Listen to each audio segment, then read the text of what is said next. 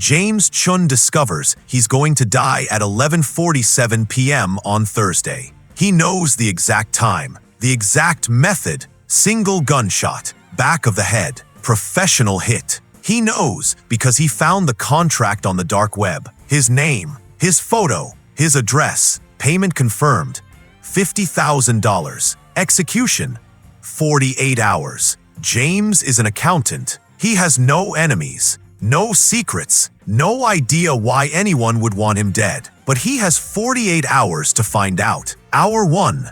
The discovery. Tuesday, 11:47 p.m. Chen sat at his desk in his small apartment doing what he always did. Working late. He was 38 years old. Accountant.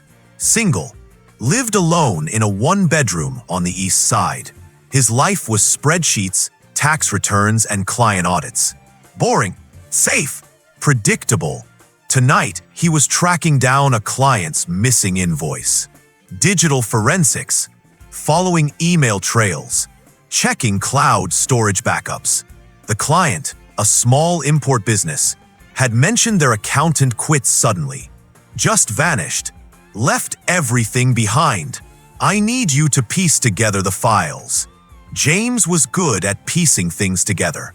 Numbers, patterns, digital breadcrumbs. He logged into the former accountant's cloud backup.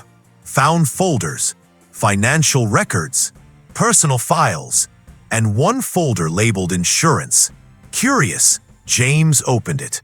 Inside, screenshots, dark web forums, cryptocurrency transactions, and a document titled contract_confirmed.pdf.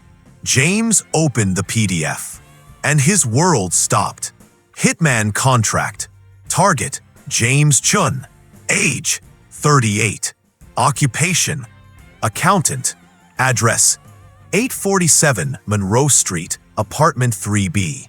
Photo, James's LinkedIn photo attached. Payment, $50,000 B2C confirmed. Method, single gunshot back of head.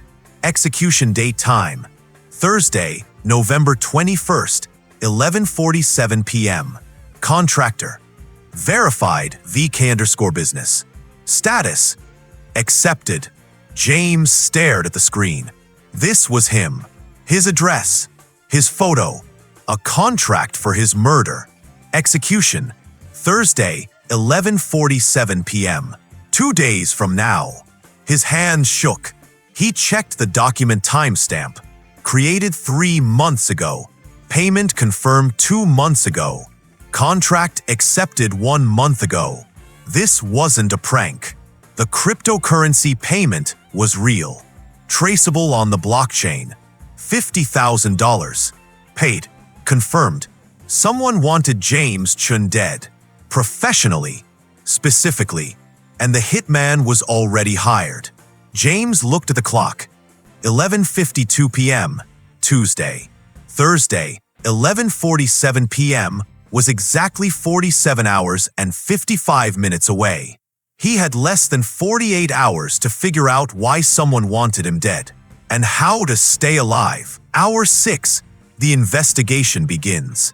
Wednesday, 5:47 a.m. James hadn't slept. He'd spent the night researching dark web hitman forums, cryptocurrency payments, and the contractor ID. VK_business. VK. Viktor Kozlov. Had to be. Viktor Kozlov was a local businessman. Import-export, restaurants, real estate. On paper, legitimate, but rumored to have connections to Russian organized crime. But why would Kozlov want James dead? James had never worked for him, never audited his businesses, never even met him. James reviewed his client list. 63 active clients, small businesses, individuals, nothing connected to Kozlov. Unless James pulled up his recent projects. 3 months ago, around when the contract was created, he'd taken over files from a colleague, Brian Park, the accountant who quit suddenly. Brian had handled several clients before disappearing. including the import business whose files James was reviewing last night.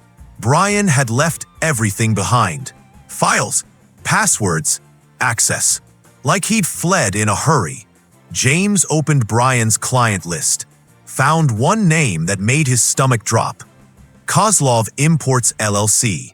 Brian had been Kozlov's accountant. Then Brian disappeared, and now someone wanted James dead. James searched for Brian Park online. No social media updates in 3 months. No forwarding address. No contact information. Brian was gone. And James was next. Hour 12. The USB drive. Wednesday, 11:47 a.m. James searched his apartment for anything Brian might have left behind. They'd worked in the same office, shared the same desk after Brian left. In his desk drawer, James found it, a USB drive, labeled BP_backup, in Brian's handwriting. James had forgotten about it. Brian had given it to him months ago. "Can you hold on to this? Backup of some client files. I'll grab it when I'm back from vacation." Brian never came back.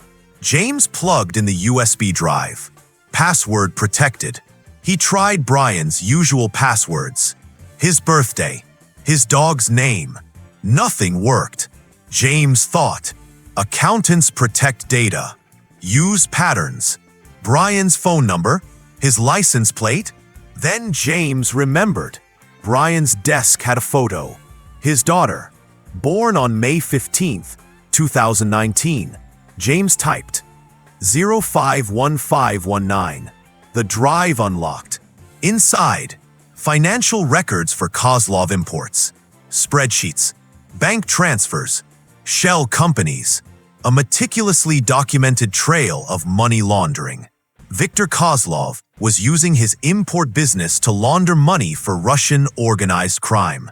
Millions of dollars, fake invoices, ghost employees, offshore accounts, and Brian Park had documented everything. James understood now. Brian discovered the laundering, created this evidence drive, then fled before Kozlov could silence him. But Brian must have mentioned James. Maybe listed him as a contact.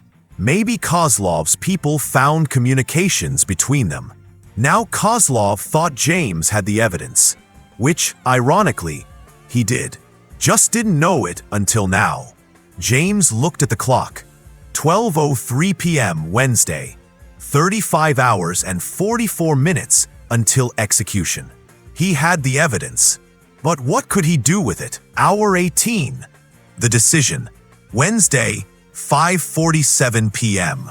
James sat in his apartment weighing options. Option 1. Destroy the USB drive. Claim he knew nothing. Maybe Kozlov would call off the hit. Problem. Kozlov had already paid $50,000. Contract was confirmed. The hitman wouldn't just stop because James claimed ignorance. And even if the hit was cancelled, Kozlov would always see James as a threat. Option 2. Go to the police with the evidence. Problem. Money laundering cases take months to build. Arrests take time. Kozlov had connections, lawyers, resources. He'd be out on bail before James finished giving his statement. And then the hit would happen faster. Option 3. Run. Disappear like Brian did. Problem. James wasn't Brian. He had no offshore accounts, no fake identity, no plan, and professional hitmen tracked people for a living. Running just meant dying somewhere else. Option 4. Fight back. James opened his laptop. Researched. Planned. If he was going to die in 30 hours, he'd make it count. Hour 24. The upload. Wednesday, 11:47 p.m. James made copies of everything. The financial records, the shell company documents, the bank transfers, all of it. Then he wrote a detailed summary, names, amounts, how the laundering worked. Simple language. Journalist ready. He created anonymous email accounts, encrypted, secure. Then he sent the evidence package to 5 major newspapers, 3 TV news stations, FBI Financial Crimes Division, IRS Fraud Department, State Attorney General. Subject line: Viktor Kozlov money laundering evidence, time-stamped release. Body text: if this email reaches you, James Chen is dead. Viktor Kozlov had him killed to hide this evidence. Every document is authentic.